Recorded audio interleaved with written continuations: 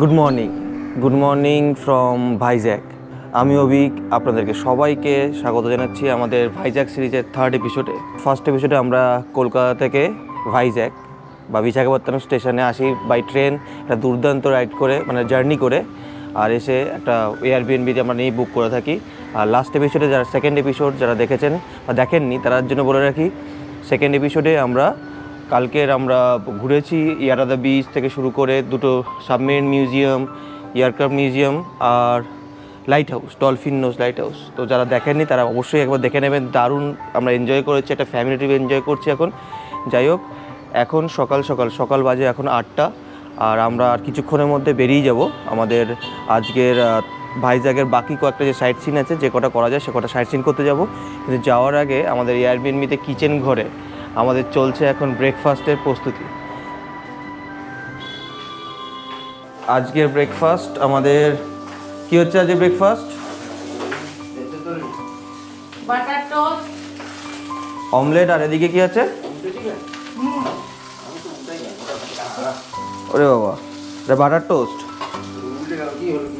আর এটা পোচ। এদিকে বাপরে বাপ, এদিকে জোর কদমে রান্না চলছে, এটা হবে। আর এদিকে মনে হয় কলা আছে না? ওই তো কলা, এগুলো সব আমরা এখান থেকে লোকাল মার্কেট থেকে কিনে নিয়েছিলাম। বাটারটা যদিও আমরা বাটার ব্রেড এগুলো আমরা কলকাতা থেকে নিয়ে এসেছিলাম, আর ডিমটা এখান থেকে কালকে কিনে নিয়ে ঢুকেছি লোকাল মার্কেটে। আমাদের এয়ারবিএনের পাশেই একদম পুরো স্টোর আছে। কাল রাতে আবার আমরা চাল কিনে এনে ভাত রান্না করেও খেয়েছি এখানে, সেটার ভিডিওতে দেখায়নি। আর যাই হোক, রাতে আসার পরে হঠাৎ করে ডিসিশন হলো বাইরের খাবার খাবো না, এখানে রান্না করেই খাবো। চলে এসছে আমাদের খাবার, আর খুব কষ্টের আর হেলদি খাবার। কষ্টের এই কারণে কষ্ট করে বানাতে হয়েছে তাই, আর দারুণ হেলদি। মেঘা কি খেয়ে নিয়েছে নাকি মেঘার বাকি আছে? পাউরুটির পাহাড় নিয়ে বসেছি, হবে এখান থেকে খাবো, যাতে যত কম থালা মাজতে হয়। কারণ আমাদেরকেই তো মাজতে হবে, সব পুরোটাই তো আমাদেরকেই মাজতে হবে। লোক আছে, টাকা দিলে মাজা যাবে। তাও অ্যাভেলেবেল থাকবে কি সবসময়, সেটা একটা ম্যাটার করবে। অথবা বেরোনোর সময় পেলাম না, তখন তুমি কি করবে? দারুণ ভালো বানিয়েছি। এটা তো আমি বানিয়েছি। বাপি আর মা দেখলাম স্লো কাজ করছে, আমাকে তাই ঢুকতে হলো।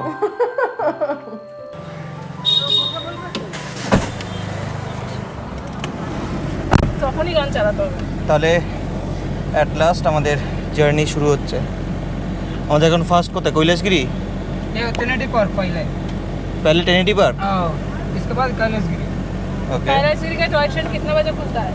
टॉय ट्रेन तो 10 बजे खुलेगा। वो जो आदमी लोग ज़्यादा है तो खुलेगा, अच्छा नहीं तो नहीं खुलेगा। टाइम लगेगा। और रोपवे 11 बजे ना? 11 बजे। তো আমাদের এখন ফার্স্ট টার্গেট কোথায়? Trinity park. আর ডিস্টেন্স এখান থেকে বললো ज़्यादा কত, 5-10 মিনিট লাগবে আমাদের এই এয়ারবিএনবি থেকে। ট্রিনিটি পার্কের ঠিক উল্টো দিকেই আছে কৈলাসগিরিটা, মানে একদম দুটো অপোজিটেই, একটার সাথে একটা দেখা যায়। উপর থেকে ট্রিনিটি পার্কটা দেখা যায় কৈলাসগিরির উপর থেকে। এই যে এইটা হচ্ছে রোপওয়ে ওই কৈলাসগিরির উপরে যাওয়ার জন্য। এটা সকাল 11টায় খোলে, 11টায়। এই যে এইটা ঢুকে গেছি আমরা ট্রিনিটি পার্ক। খুব সুন্দর সাজানো, গাছপালা দিয়ে মোড়া একটা পার্ক। যেটা সব থেকে এখানকার মেন অ্যাট্রাকশন সেটা হলো অনেক পুরনো একটি জাহাজ এখানে এসে আটকে আছে, সেটাই আমরা এখন দেখতে যাচ্ছি ওদিকে। বিখ্যাত স্বাধীনতা সংগ্রামী এবং রাজনীতিবিদ টেনেট্টি বিশ্বনাথমের নামে এই পার্ক, এবং এই পার্কে যেটা সব থেকে মেন অ্যাট্রাকশন সেটা হলো এই জাহাজটি। সেই জাহাজটি হচ্ছে একটি বাংলাদেশি কার্গো ভেসেল, যেটা কিনা অনেক বছর আগে এখানে এসে আটকে গেছে, নিজের বাঁধ ছেড়ে এখানে এসে আটকে গেছে এবং তারপরে এটাকে নিয়ে যাওয়া হয়নি। তো এই জাহাজটা কিন্তু one of the main attraction এই ট্রিনিটি পার্কে। খুবই সুন্দর লাগছে, মানে পুরো ভিউটাকেই পাল্টে দিয়েছে, সমুদ্র, জাহাজ এবং পাশে সুন্দর সজ্জিত পার্ক।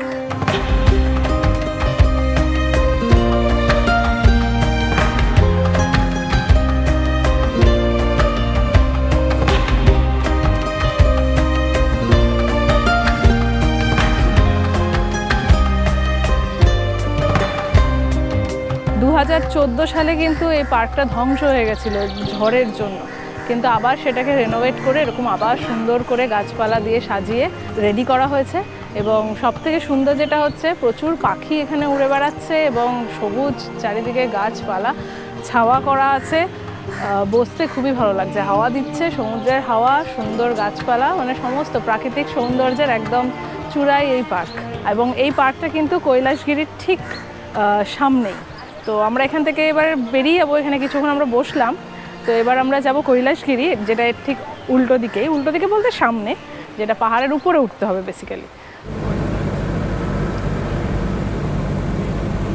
এসে গেছি আমাদের কৈলাসগিরির উপরে। টেনিটি পার্ক থেকে এখানে যখন আসছিলাম, এন্ট্রি পয়েন্ট আছে একটা, সেখানেই গাড়ি যেহেতু ছিল আমাদের, গাড়ির জন্য 70 টাকা এন্ট্রি টিকিট নেওয়া হলো আর কি।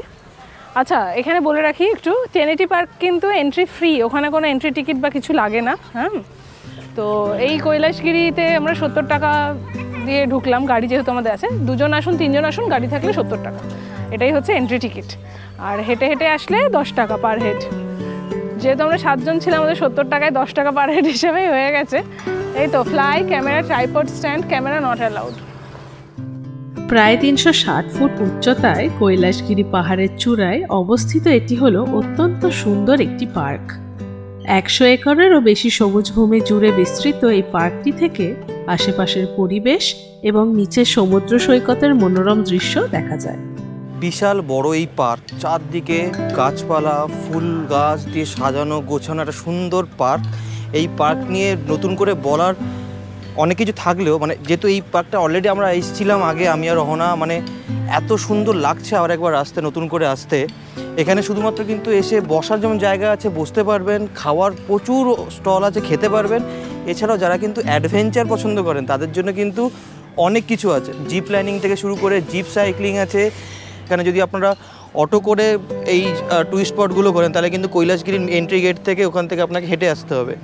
আর গাড়ি হলে তো এখানে পার্কিং আছে, হেঁটে আসতে না পারলে তাহলে এখানে কিন্তু নিচ থেকে পুরো কৈলাসগিরি এই পার্কটা অবধি আপনারা রোপওয়ে করে চলে আসতে পারবেন।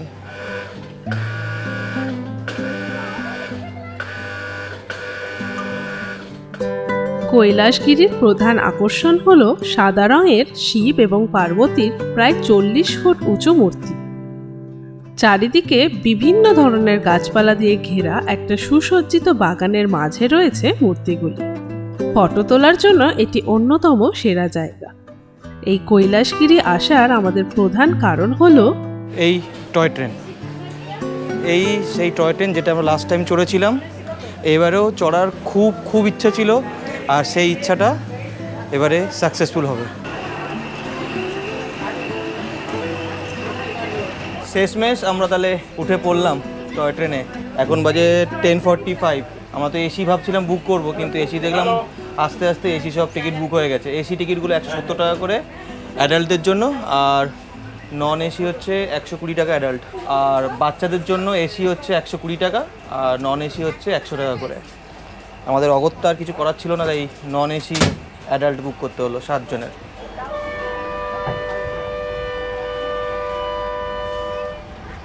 শুরু হয়ে গেছে টয় ট্রেন, এবং আমাদের কাছে তো এটা দ্বিতীয়বার, তো খুবই মজা লাগছে যে আবার সেই জার্নিটা আমরা এনজয় করতে পারছি। আর এখানে আরেকটা ভালো জিনিস হচ্ছে, এখানে আগেরবার আমি চুলে এই যে ফুল লাগিয়েছিলাম গাজরা, তো সেটা এবারও লাগিয়ে নিয়েছি। এখানকার স্টাইল আর কি এটা, তো কম বেশি সবাই লাগায়, সব মেয়েরাই লাগায়। সতেজ বাতাস আর অপূর্ব প্রাকৃতিক দৃশ্যপট সমৃদ্ধ এই জার্নিটি প্রায় 20 মিনিটের, এবং এটি পার্কের চারপাশে সার্কুলার ট্র্যাকে চলে। টয় ট্রেনটি খুবই ধীর গতিতে চলে, যা পার্কটির সৌন্দর্য উপভোগ করার জন্য একদম উপযুক্ত। এই রাইডের অন্যতম আকর্ষণ হল বঙ্গোপসাগরের নয়নাভিরাম দৃশ্য। বিশাখাপত্তনমের উপকূল রেখার এমন সুন্দর দৃশ্য আর কোথাও পাবেন না। কথায় আছে শেষ ভালো যা সব ভালো তার। এই শেষটা ভালোভাবে টয় ট্রেন চললাম। এবারে রোদটাও মারাত্মক পড়েছে, মারাত্মক বলে ভালো মতো। এখন ঘড়িতে কটা, 11:30 মতো বাজে, তাই না? 11:40। এখানে টেম্পারেচার এরকমই, হ্যাঁ, ডিসেম্বরে এসে তখন এরকম গা পোড়ানো। দুপুরবেলা রোদটা হচ্ছে মানে সহ্য করার মতো নয়। যাই হোক, এখন আমরা যাচ্ছি লাঞ্চ করতে, সবার একটু খিদে পেয়ে গেছে। তো এই পাশেই একটা রেস্টুরেন্টে লাঞ্চ করব, লাঞ্চ করে নেক্সট প্ল্যান ভাবা যাবে। গরমের কারণে সবাই দ্রুত ক্লান্ত হয়ে পড়ছিল। তাই ঘোরার মাঝে একটু বিশ্রাম নিতে আমরা জুয়ের পাশেই শ্রী বালাজি হোটেলে গেলাম লাঞ্চ করতে। সকলের জন্য সাউথ ইন্ডিয়ান রাইস থালি অর্ডার করা হলো। তাড়াতাড়ি খেয়ে সামান্য বিশ্রাম নেওয়ার পর আবার ফিরে এলাম জুয়ের সামনে। খুব সুন্দর সাউথ ইন্ডিয়ান লাঞ্চ সেরে আমরা বেরিয়ে এসেছি এবং এখন দাঁড়িয়ে আছি ইন্দিরা গান্ধী জুয়ের সামনে, জুলজিক্যাল পার্কের সামনে। প্রাক্তন প্রধানমন্ত্রী ইন্দিরা গান্ধীর নামেই এই জু। যদিও ভেতরে ঢোকার আমাদের আপাতত প্ল্যান নেই, কারণ কি ভেতরে প্রথমত অনেকটা হাঁটা, তবে প্রচুর মানুষ ঢুকছেন, আমাদের লিস্টে নেই এটা আর কি। কিন্তু বাচ্চারা সাথে আসলে আমি শিওর যে সবার খুব ভালো লাগবে এখানে ঘুরতে। আচ্ছা, টিকিট প্রাইসেসগুলো একটু আপনাদের সুবিধার জন্য বলে দিই। বড়দের জন্য হচ্ছে 70 আর ছোটদের হচ্ছে 30।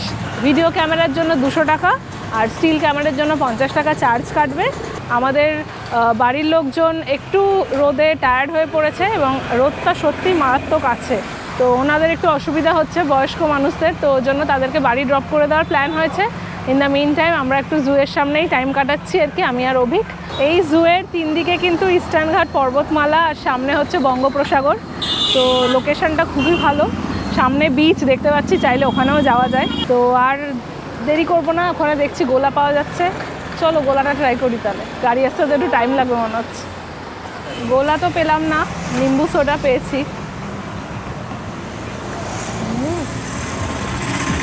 দারুণ খেতে, তো আমি 4-5 গ্লাস খেয়ে নেবো। দারুণ মানে দারুণ। এখানে লস্যিও পাওয়া যায়। चलो लस्सी कितने करके 30 बहुत अच्छा बना है भैया, थैंक यू। জুয়ের দিকে যদি মুখ করে থাকি একদম ডান হাতেই একদম এই দোকানটা দারুণ বলেছে, এগুলো অসাম। একবার যদি জু কেউ আসছেন আমি তো বলবো একবার এটা ট্রাই করুন, খুব ভালো খেতে, খুব জেনুইন রিভিউ দিচ্ছি, খুব ভালো খেতে।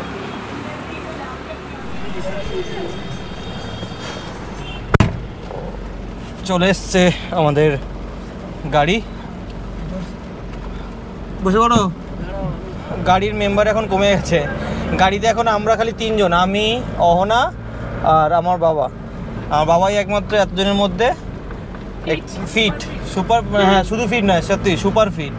আমরা সোডা কেন কি নিম্বু সোডা না ওটাকে, নিম্বু সোডা আর বাবার জন্য নিয়ে এসেছি লস্যি, পার্সেল করে দিয়েছি, বাপি খেয়ে নেবে।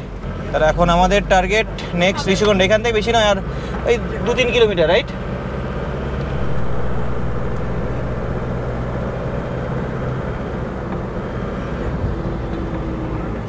চলে এসেছি, হার্ডলি কত ওখান থেকে 5-7 মিনিটই লাগলো, তাই না?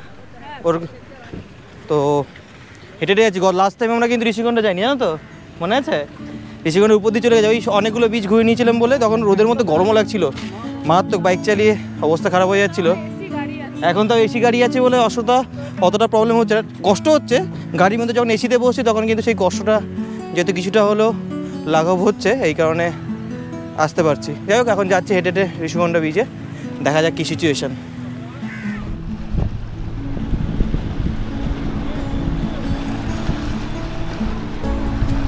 আমার ঠিক পেছনেই হচ্ছে ঋষিকণ্ডা বিচ। ঋষিকণ্ডা পাহাড়ের গায়ে এই বিচ, কোনো অংশে কম না। এটাকে জুয়েল অফ ইস্ট কোস্ট বলা হয়, সে তো বোঝাই যাচ্ছে, নীল সমুদ্র, সবুজ পাহাড়, নো ডাউট এটাকে কেন জুয়েল বলা হয়। তো অনেকে আরকে বিচে থাকতে না চেয়ে এখানে আশেপাশে থাকে, এখানে প্রচুর হোমস্টে আছে। তো আপনারা যদি চান আরকে বিচে না থাকবেন, ওখানটা অনেক বেশি ক্রাউডেড, অনেক বেশি সিটি লাইক, তারা চাইলে ঋষিকণ্ডা বিচের আশেপাশে হোটেলে থাকতে পারেন। প্রচুর লোক এসেছে এবং দেখতেই পাচ্ছেন কি ভিড়, কি আনন্দের সাথে সবাই স্নান করছে এবং সবাই এখানে ঘুরছে। স্থানীয় এবং বিদেশি পর্যটকদের মধ্যে এই ঋষিকণ্ডা বিচের অসাধারণ জনপ্রিয়তার অন্যতম প্রধান কারণ হলো এর প্রাকৃতিক সৌন্দর্য। এটি শান্তিপূর্ণ উইকেন্ড কাটানোর জন্য বেস্ট জায়গার মধ্যে একটি। এখানে সারি সারি দোকান আছে, খাবারের দোকান, আরও অনেক দোকান আছে যেখানে টুকটাক সুভেনিয়ার্স পাওয়া যাচ্ছে, আপনারা চাইলে নিতে পারেন। এই ঋষিকণ্ডা বিচের হাওয়া খেয়ে এবার আমরা এখান থেকে বেরিয়ে যাব। দারুণ ঢেউ আসছে দেখো। চলুন তাহলে এবার এখান থেকে বেরিয়ে যাই, আর এখানে বসবো না, আরও অনেকগুলো জায়গায় যাওয়ার আছে।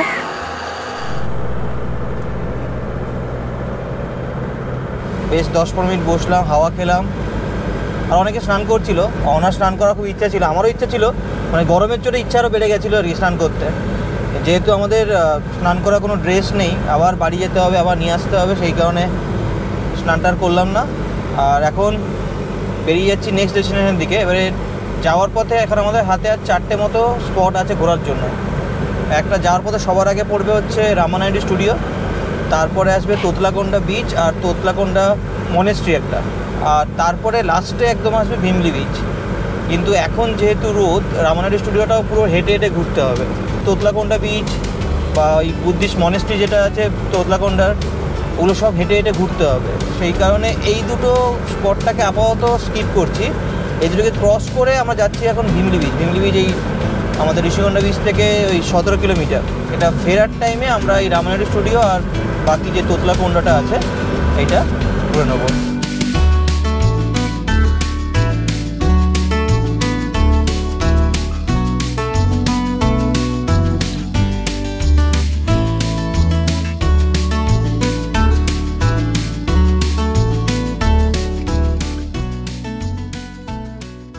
পৌঁছে গেছি ভিমলি বিচ, আর আপনাদের জন্য রইল এই ড্রোন ভিউ।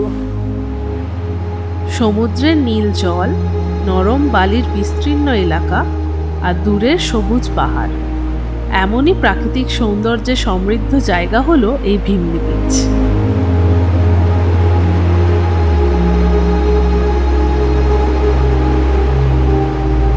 ভিমিলি বা ভীমনিপত্তনম হলো বিশাখাপত্তনমের একটি ঐতিহাসিক শহর, যা একসময় ডাচ ও ব্রিটিশ উপনিবেশ ছিল। এই বিচ শুধু প্রাকৃতিক সৌন্দর্যের জন্যই নয়, এর ইতিহাসও সমানভাবে সমৃদ্ধ। এই সমুদ্র সৈকত অন্যান্য জনপ্রিয় বিচের তুলনায় অনেক বেশি নিরিবিলি ও শান্ত, তাই যারা প্রকৃতির মাঝে প্রশান্তি খুঁজছেন তাদের জন্য এটি আদর্শ স্থান।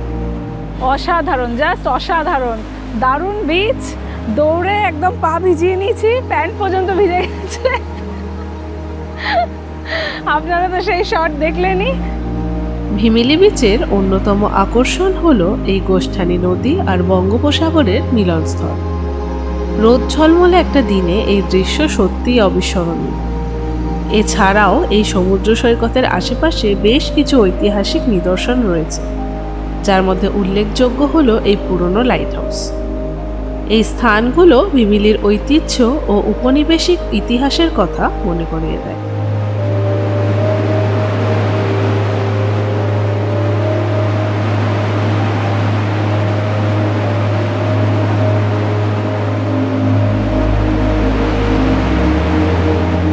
অনেকক্ষণ ছিলাম এখানে এবং আর দেরি করবো না, আরও বাকি স্পটগুলো করতে হবে। এবার এখান থেকে বেরিয়ে যাবো।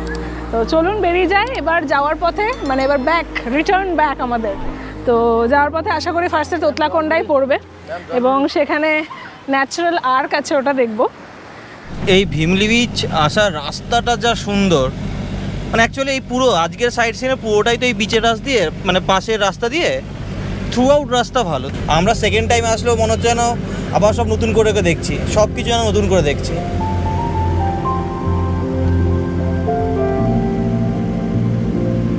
চলে এসেছি তোতলাকোন্ডা ন্যাচারাল আর্ক দেখতে। তো চলুন নিচে যাই। বেশিক্ষণ না, ওখান থেকে জাস্ট 10-15 মিনিটই লাগলো। তো এখান থেকে দেখি কোথায় দেখা যাচ্ছে। তোতলাকোন্ডা বিচ বিশাখাপত্তনমের অন্যতম নিরিবিলি সমুদ্র সৈকত। এটি ফটোগ্রাফি ও প্রকৃতিপ্রেমীদের জন্য এক আদর্শ গন্তব্য। চারপাশের মনোরম প্রাকৃতিক সৌন্দর্য যে কাউকে মুগ্ধ করবে। সাধারণত পর্যটকেরা আসেন এখানে প্রাকৃতিকভাবে গঠিত এই রক আর্টটি দেখার জন্য। এই হচ্ছে সেই বিখ্যাত natural arc, Thotlakonda natural arc, famous. কিছুই নয়, দুটো পাথর, দুদিকে পাথর, পুরো পাথরটা এটা ব্রিজের মতো ফরমেশন করেছে, আর পেছন দিয়ে দেখো নিচ দিয়ে জল চলে আসছে। এটাই হচ্ছে মেন অ্যাট্রাকশান এই তোতলাকোন্ডা ন্যাচারাল আর্কের। দারুণ দারুণ লাগছে, এতে বিশাল জোরে আসছে তোমার পা, দারুণ দারুণ বসে থাকতে আর এই সুন্দর হাওয়াটা খেতে সময় কাটে ভালোভাবে।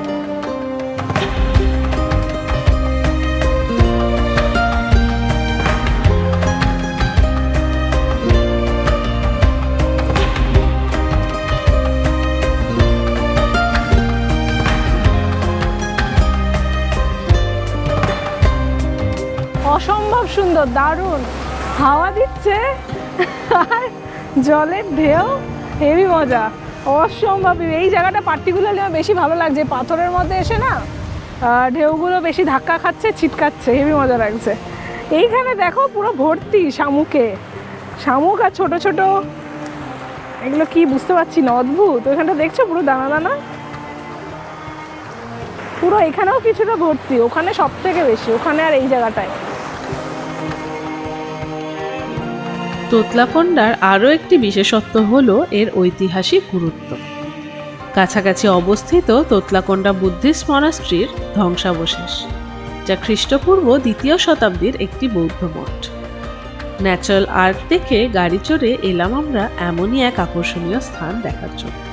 তোতলাকোন্ডা বিচে একটা অসাধারণ টাইম কাটিয়ে এবার আমরা ঢুকছি তোতলাকোন্ডা মনাস্ট্রিতে। এটা মনাস্ট্রি, বুদ্ধিস্ট মনাস্ট্রি আগে ছিল। তোতলা কথাটার অর্থ হচ্ছে ট্রাও, ট্রাও মানে হচ্ছে কুয়ো, ওয়েল, কুয়ো যেটাকে বলি আমরা। আর কোন্ডা কথাটার মানে হচ্ছে হিল। তো এখানে নানা রকম শেপ আর সাইজের পুরনো আকৃতি পাওয়া যাবে। নেভি অফিসার্সরা এখানে জায়গাটা পুরো স্টাডি করার সময় এই জায়গাটা খুঁজে পান এবং ওনারা তখন Indian archaeological survey of India আরও রিসার্চ করে ব্যাপারটাকে, এবং তখন এইখানটা জানা যায় যে এটা আগে বুদ্ধিস্ট মনাস্ট্রি আগে ছিল। তো সেটাই আমরা দেখতে এসছি। খুব সুন্দর সুন্দর ডোম্বাকৃতির কিছু স্ট্রাকচার এখানে আছে। ইতিহাস ও সৌন্দর্যে সমৃদ্ধ বিশাখাপত্তনম মূলত তার শান্তির জন্য পরিচিত। কিন্তু আপনি কি জানেন এই মনোমুগ্ধকর শহরটিতে 2000 বছরের পুরনো একটি মনাস্ট্রি থাকতে পারে? হ্যাঁ, তোতলাকোন্ডা পাহাড়ে এমনই এক বৌদ্ধ স্তূপের ধ্বংসাবশেষ রয়েছে। পাহাড়ের ভেতরে এবং এর চারপাশে মনোরম প্রকৃতির পাশাপাশি এই জায়গাটি এমন কিছু ইতিহাস বহন করে যা সারা বিশ্বের পর্যটকদের আকর্ষণ করে।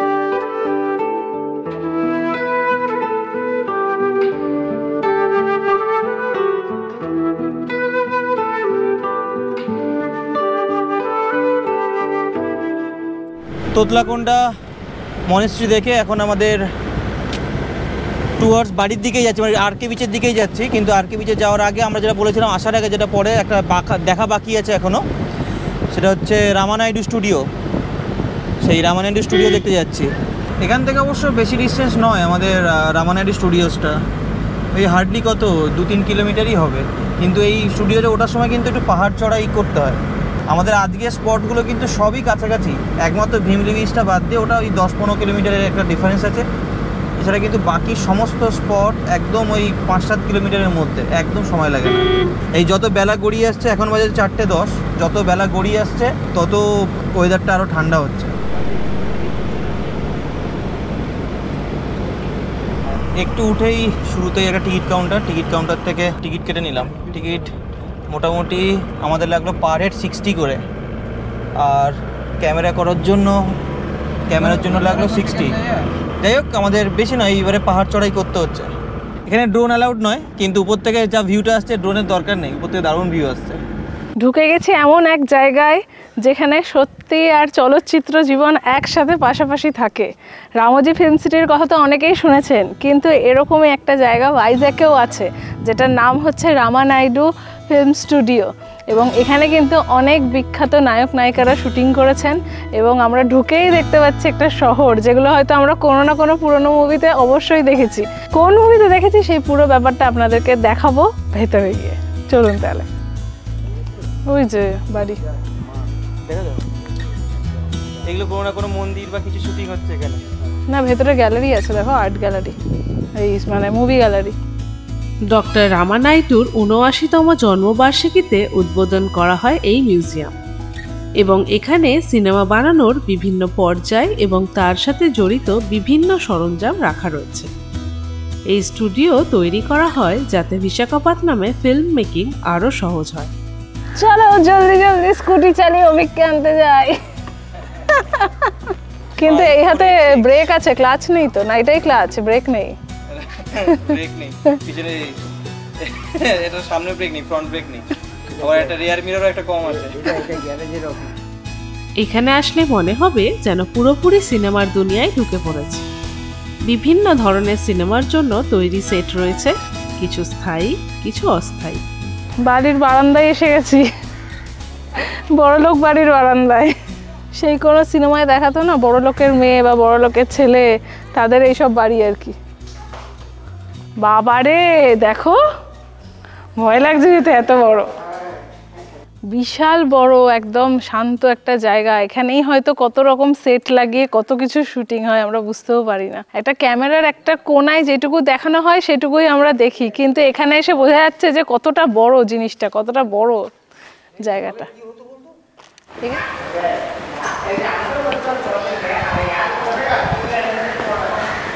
যে যে সিনেমার শুটিং হয়েছে সেগুলো সব এখানে পোস্টার দেওয়া আছে।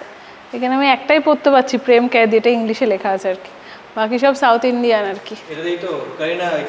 কারিশমা কাপুর, এই ক্যাটরিনা সাউথ ইন্ডিয়ান সিনেমা করেছে আমি জানতাম না। এই দেখো ক্যাটরিনা কাইফ।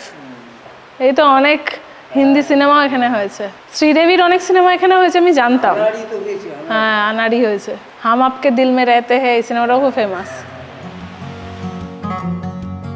এবার আমরা হাঁটতে হাঁটতে এগিয়ে গেলাম মিউজিয়ামের দিকে, যেখানে সিনেমায় ইউজ করা বিভিন্ন ধরনের camera, halogen light, automated mixing সিস্টেমের মতো নিদর্শনগুলি সংরক্ষিত রয়েছে।